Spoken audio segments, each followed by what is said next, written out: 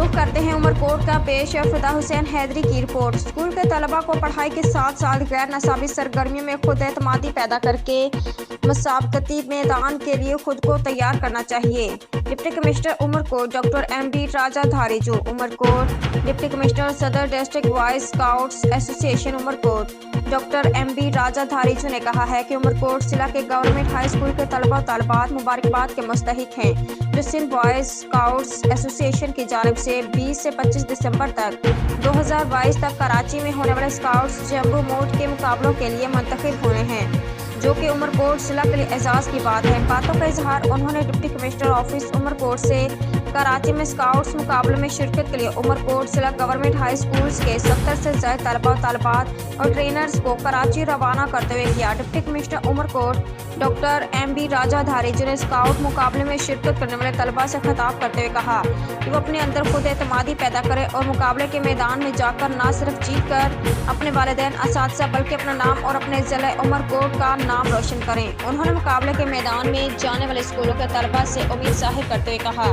कि वो इन मुकाबलों में कामयाबी हासिल करके ज़िला उमरकोट की कामयाबी में अपना किरदार ज़रूर अदा करेंगे।